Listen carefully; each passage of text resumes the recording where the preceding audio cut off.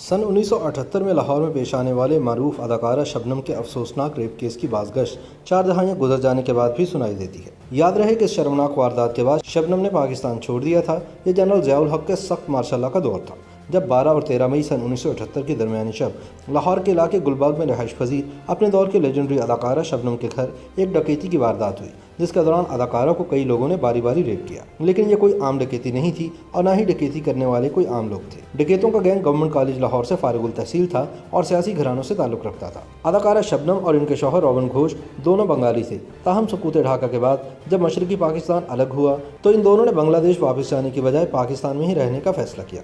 लेकिन सकूत ढाका के सिर्फ 7 साल बाद इनके साथ ऐसा सानहा पेश आया कि जिसने इन दोनों को पाकिस्तान छोड़ने पर मजबूर कर दिया। किस्सा कुछ यूँ है कि 12 और 13 मई सन 1978 की दरमियानी शब अदाकारा शबनम के घर दस्तक हुई।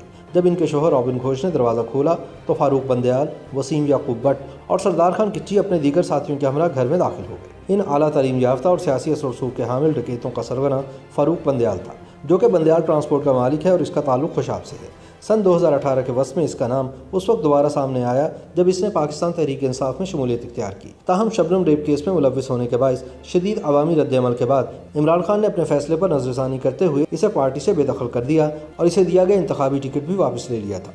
फिल्मी अंदाज में अदाकारा शबनम के घर दाखिल होने के बाद बंदयाल और इसके दीगर साथियों ने रॉबिन घोष को रस्सियों से बांध दिया और रात भर न सिर्फ लूटमार की बल्कि मुबैना तौर पर अदाकारा का गैंगरेप भी करते रहे। इस घिनौनी वारदात में मुलव्विस मुलजिमान फौरी तौर पर गिरफ्तार तो कर लिए गए, मगर चूंकि मुलजिमान का ताल्लुक इंतहाई बासर ख़ानदानों से था, इसलिए शबनम को धमकियां देकर केस वापस लेने पर मजबूर किया जाता रहा। मगर अदाकार मोहम्मद अली समेत पूरी फिल्म इंडस्ट्री शबनम के पुश पर खड़ी हो गई। उस वक्त फौजी अदालतें कायम हो चुकी थीं और ज़्यादातर मुकदमात सिविल कोर्ट की बजाय फौजी अदालतों को भेजे जाते थे। इसलिए अवामी दबाव पर मुलजिमान का ट्रायल करने के लिए फ़ौजी अफसर लेफ्टिनेंट कर्नल खालिद अदीब की सरबराही में एक खुसूसी अदालत तश्कील दी गई।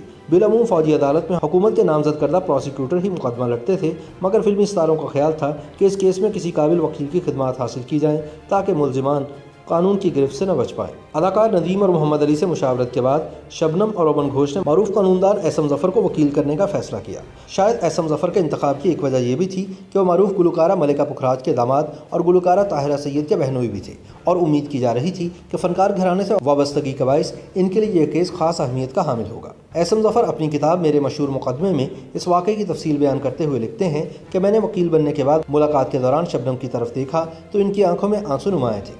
मैंने इनसे मुखातिब होकर कहा कि यह मुकदमा तो सरकारी मालूम होता है, इसमें सिर्फ सरकारी वकील ही पेश हो सकता है। मेरा इतना कहना था कि शबनम की पलकों पर थमे हुए आंसू इसकी आंखों से टिप टिप बहने लगे। दूसरे दिन अदाकार मोहम्मद अली का फ़ोन आया कि पूरी फिल्म इंडस्ट्री की ख्वाहिश है कि शबनम की मुकम्मल तौर पर हिमायत की जाए, लिहाजा मेरी आपसे दरख्वास्त है कि इस मुकदमे की पैरवी ज़रूर करें। एहसम ज़फ़र के बकौल वो अदाकारा शबनम की वकालत करने पर रजामंद हो गए तो हुकूमत वक्त ने इन्हें इस मुकदमे में स्पेशल प्रोसिक्यूटर तैनात कर दिया। एक तरफ मुलजिमान के बासर ख़ानदान इन्हें बचाने की सरतोड़ कोशिशें कर रहे थे तो दूसरी तरफ हुकूमत पर मुलजिमान को सज़ा देने के लिए शदीद अवामी दबाव था, क्योंकि बिगड़े हुए गलीस रईसज़ादों की ये पहली वारदात नहीं थी। एहसम ज़फ़र अपनी किताब में तहरीर करते हैं कि इन मुलजिमान ने पहले अदाकारा ज़ुमुर्द के घर इसी तरह की वारदात की और इन्हें भी इज्तिमाई ज़्यादती का निशाना बनाया। ये इन मुलजिमान का महबूब मशगला था। शबनम और इनके शौहर रॉबिन घोष चूँकि सुपरस्टार थे और चंद बरस कबल ही मशरक़ पाकिस्तान का सानहा भी पेश आया था और इस दौरान पाकिस्तानी फ़ौजियों के हाथों बंगाली औरतों के रेप के इल्ज़ामात भी लगाए गए थे। इसलिए ये वारदात बैनुल-अक़वामी खबर बन गई और मुलजिमान को कानून के कटहरे में लाना हुकूमत की मजबूरी बन गई। ये बाअसर मुजरिम जेल में फ़ातिहीन शबनम के नाम से पुकारे जाते थे और इनकी जेल में भी बदमाशी चलती थी।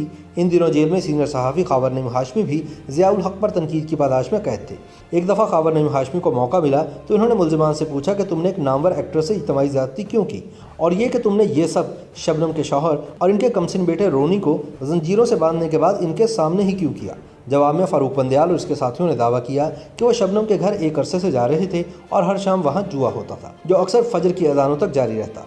वहाँ ज़ुमुर्द ही नहीं, कई और बड़ी बड़ी अदाकाराएँ और ताश की शौकीन फ़नकाराएँ आती थी। मुलजिमान ने अदाकारा शबनम पर इल्ज़ाम आयद किया कि हमें वहाँ जुए के नाम पर लूटा गया। वहाँ ऐसा सिस्टम बना हुआ था कि वह जिसे चाहे जितवा दें, जिसे चाहे कल्लाश कर दें। इसलिए जब हमें पता चला कि वहाँ जुआ फिक्सिंग होती है और हमें भी इसी के तहत लूटा गया तो हम लोगों ने इंतकाम में ज़ुमुर्द और शबनम के साथ वारदातें की। अदाकारा शबनम ने बाद अज़ां खुद भी एतराफ़ किया कि इनके घर आए रोज़ पार्टियाँ होती थी और कुछ बाद नहीं कि जुआ भी होता हो, मगर फारूक बंदयाल और सरदार खान ने साथियों के साथ मिलकर जो घिनौनी वारदात की, इसका कोई इखलाकी और कानूनी जवाब पेश नहीं किया जा सकता। शबनम का कमसिन बेटा रोनी तब 9 बरस का था और इस वाक़े से नफ्सियाती तौर पर शदीद मुतासिर हुआ। फौजी अदालत में रेप केस की समाअत शुरू हुई तो अदाकारा शबनम को बयान रिकॉर्ड कराने के लिए बुलाया गया। मुल्जिमान के चेहरे मुरझाए हुए थे। शायद इन्हें तवक्को नहीं थी कि शबनम तमाम तर दबाव के बावजूद इनके खिलाफ गवाही देने के लिए आ जाएंगी। शबनम ने अपना बयान रिकॉर्ड कराते हुए कहा कि मुल्जिमान का सरगना फारूक बंदयाल था।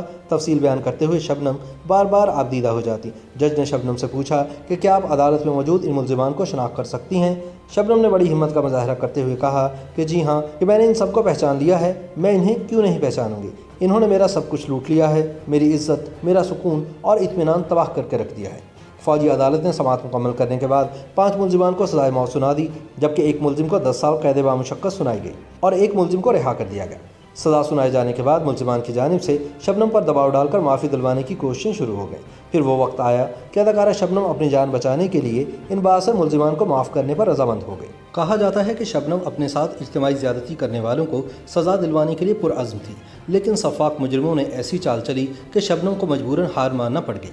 कहते हैं कि फारूक बंदयाल और दीगर बाअसर मुजरिमान ने शबनम और रोबन घोष को पैगाम भिजवाया कि अगर इन्होंने मुकदमे की पैरवी न छोड़ी तो ये इनके 9 साला बेटे रोनी को कत्ल कर देंगे।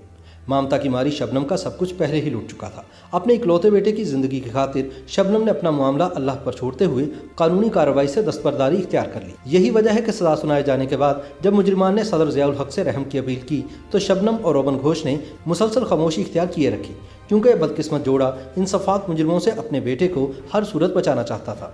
यूँ पाकिस्तानी तारीख में एक अनोखा वाक़या पेश आया कि वकील इस्तगासा एसएम ज़फ़र ने मुल्जिमान की तरफदारी करते हुए जनरल ज़ियाउल हक को ख़त लिखकर अपील की कि पढ़े लिखे मुजरिमों को रहम का मुस्तहिक समझते हुए इनकी सज़ा कम कर दी जाए। एसएम ज़फ़र ने 26 अक्टूबर सन 1979 को जनरल ज़िया के नाम लिखे गए ख़त में मौक़िफ़ इख्तियार किया कि मैंने दौरान समाअत मुल्जिमान का मुशाहिदा किया है और उन असबाब पर भी गौर किया है जिनके तहत ये जुर्म सरज़द हुआ। ये नौजवान लड़के खुदा कर बैठे। मैं समझता हूँ कि इन जराइम के इर्तिकाब की ज़िम्मेदारी मुआशरे और निज़ाम पर भी आयद होती है, लिहाजा मैं लिखने पर मजबूर हूँ कि आप इस मामले में तवाज़ुन कायम करें। जहाँ कानून में मौत की सज़ा है वहाँ आप अपना इस्तेहकाक इस्तेमाल करते हुए बुर्दबारी के तहत मुजरिमान की सज़ा उम्र कैद में तब्दील कर दें।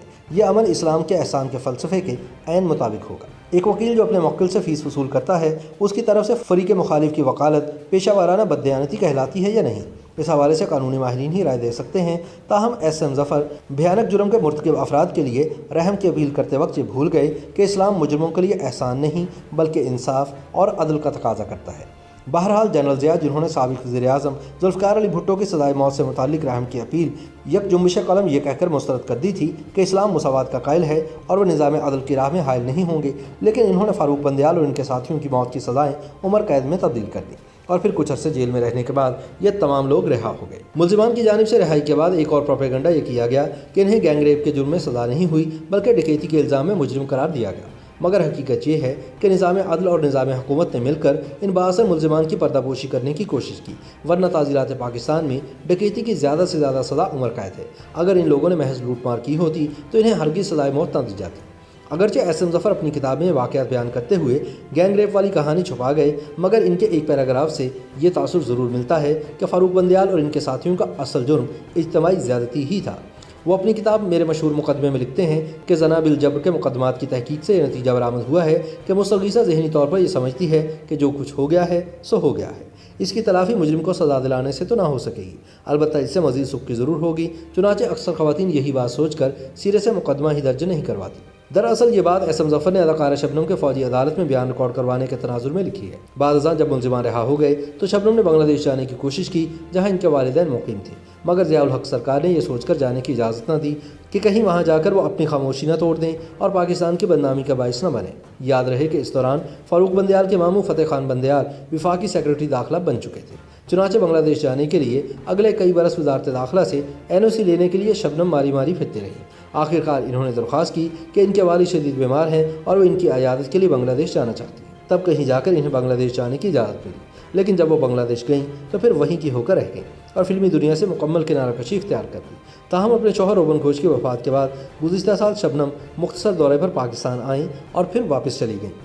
YouTube पर गूगली एंटरटेनमेंट देखने के लिए youtube.com की सर्च बार में गूगली एंटरटेनमेंट टाइप करें। गूगली एंटरटेनमेंट के पेज पर सुर्ख रंग के सब्सक्रिप्शन वाले बटन पर क्लिक करना ना भूलिए। YouTube पेज पर अपलोड होने वाली वीडियो से बाखबर रहने के लिए बेल आइकॉन पर क्लिक कीजिए। आपको हर नई वीडियो के बारे में नोटिफिकेशन मौसूल हो जाएगा।